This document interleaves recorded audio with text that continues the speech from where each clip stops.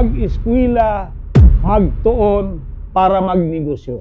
Sense of mindset is very important for us Filipino. Kasi kining atong mindset, dinhita pwedeng mapulubi o mapobre o magmilyonaryo. Good morning, classmate! Naliar yung panahon. Oy, Domingo na sad. Diba kung kapaabot mo, matag Domingo, naanad naman yun mo maminaw sa akong vlog matag Domingo. Mga classmate, siguro atong hisgutan karon ang atong kinabuhi pinaagi sa pag-usab sa atong mindset. Kasi kining atong mindset, dinhita pwedeng mapulubi o mapobre o magmilyonaryo. Ang akong buti pasabot, kung ang imong mindset pulubi, adi gyud ka madato. Kasi pag mayroon kag pulubing mindset, ang una-una, mangayo lang na magsalig. Magsalig sa ayuda sa atong gobyerno. Mga classmate, ako happy kay ko ba? Ang ginahimo sa atong gobyerno, kinatabangan ang Pilipino. Ang problema, ang Pilipino, nahimo na yun noong dependent, dili na noon maning kamot. Usbo na to mga classmate. Dili dapat tanang panahon magsaligta sa atong gobyerno. Kung dili man ka pulobi og mindset, pobre ka og mindset. Magpabilin yung kang pobre mga classmate. Gusto na kong ipaabot sa inyo, dapat ay yung mindset dato, milyonaryo mong mindset. Kanang na ang mong mindset, mahimong pwede na itong na magsukad. Akong isintro na pod ang akong mensahe sa atong mga kabataan. Kung gusto ninyo moangat ang inyong panginabuhi sa asa mang paagi na pwede nga moasinso ka, pwede kang magmilyonaryo. Ang problema magud nato ng mga Pilipino, mga classmate, isang kitang ginikanan, ato yun ang i-encourage ang atong anak na mag-eskwela. Tama yun na siya. Ngayon ka, dung, humad yung eskwela, wala ko'y laing kabtangan nga ikabilin nimo, gawas nga mapahuman ka na kong eskwela. Kay puhon o magkahuman kang eskwela, magkatrabaho ka. Mao na problema na to, magkatrabaho ta. Siguro, usbo na to. Mo eskwela ta, dili kay magtrabaho. Pwede, after graduation, manrabaho ta for the sake of experience. But after that, kung pwede lang, mag-eskwela, magtuon para magnegosyo. Ako, dako kayo ko og kalipay, dako ko og paghanga sa akong mga amigong Pilipino at Chinese.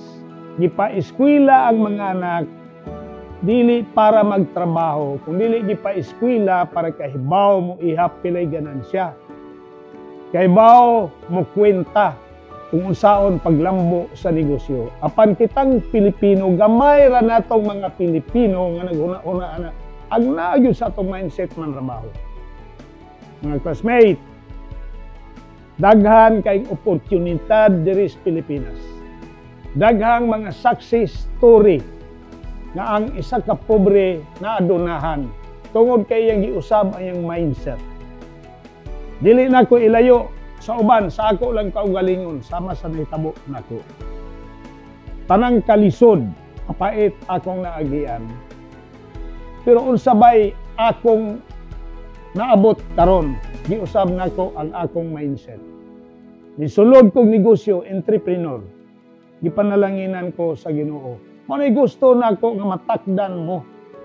Ayaw huna-huna nga manrabaho lang kundi ang inyong huna-hunaon nga kamo magnegosyo. Daghan kaayong negosyo, oportunidad. Timan ninyo mga classmates, ha? Ang pong negosyo, perting daghana ang mga oportunidad.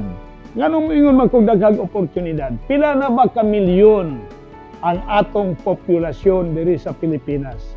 Botay pasabot, pag daghan ang tao, daghan og opportunity nga pwedeng inegosyo.